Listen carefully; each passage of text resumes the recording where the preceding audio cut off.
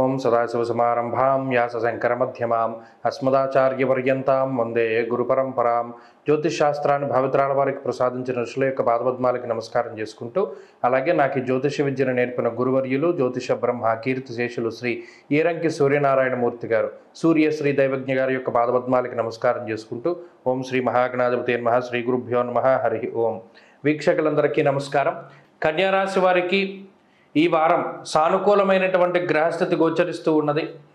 అటు 2వ స్థానమందు శుక్రుడు, 6వ స్థానమందు వక్రించినటువంటి శనేశ్వరుని యొక్క ఫలితాన్ని కొంత పక్కన పెడితే, గురువు యొక్క బలం అత్యంత శ్రేయోదాయకంగా కనబడుతూ ఉన్నది. అలాగే చంద్రబలం ఈ వారంలో ప్రధానంగా 3 నుండి 4 గ్రహాల తాలూకు శుభ ఫలితాలు ఈ రాశి వారికి రానున్నాయి. జన్మ రాశి యందు రవి బుధుల యొక్క సంచారము కొంత ఇబ్బంది పెట్టేటువంటి అంశంగా చెప్పవచ్చును.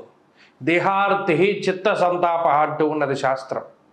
అనగా అటు బుధుడు రాశ్యాధిపతి అయినప్పటికీ జన్మరాశి యందు గోచారంలో యోగించడు.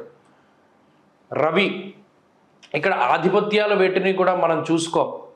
గోచారానికి వచ్చేసరికి ఆయా గ్రహాలు స్థానస్థిత ఫలితాన్ని మాత్రమే ఇస్తూ ఉంటాయి.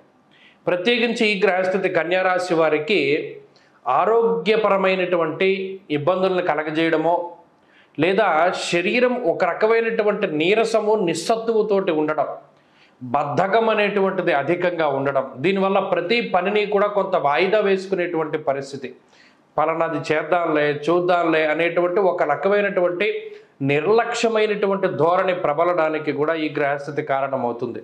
అంతేకాక కొంత వ్యాయామాలు చేయడం మానేస్తారు. క్రమశిక్షణతోటి జీవితం గడిపేటువంటి విధానం ఉండదు. గతంలో పొద్దున్నే లేచి ఏ వాకింగో లేకపోతే జాగింగో చేసేటువంటి వారు అకారణంగా దాన్ని వదిలిపెట్టేస్తారు. ఎక్కువ సమయం నిద్రపోతారు. అది ఒక రకమైనటువంటి స్ట్రెస్ వల్ల కానివ్వండి, లేదా బద్ధకం వల్ల కానివ్వండి, ఏదైనా సరే అయి ఉండొచ్చు. జీవన విధానంలో మార్పులు అనేటువంటిది ఈ రాశి వారికి వస్తుంది. అలాగే ఏదైనా సరే చాలా తొందరగా జరిగిపోవాలి అనేటువంటి ఆతృత అధికంగా ఉంటుంది. ఎల్లుండి ఈ కార్యక్రమం ఉంది కదా అని దృష్టిలో పెట్టుకుని ఇవాళ ఎలా గడపాలి, రేపు ఎలా గడపాలి అని ఆలోచిస్తారు తప్పితే, ఎల్లుండి అది ఎలాగో ఉన్నది, ఈ 2 రోజులు దీన్ని సద్వినియోగం చేసుకుని ఇంకో పని చేసుకుందాం అన్న థాట్ ఉండదు. ఇవాళ రేపు కొంత వృధాగా పోతుంది, ఎల్లుండి వచ్చేసరికి ఆ పని మనకు ఉంటుంది అన్న క్యూరియాసిటీ వల్ల ఇవన్నీ జరుగుతాయి. అలాగే బంధువులతోటి, కుటుంబ సభ్యులతోటి సఖ్యత అనేటువంటిది సాధారణంగా ఉన్నది. ఉద్యోగ, వ్యాపార, వ్యవహార, వ్యవసాయాది రంగాలన్నీ కూడా కొంత సానుకూలంగానే గోచరిస్తూ ఉన్నాయి. ఆర్థిక పరిస్థితులు బాగున్నాయి.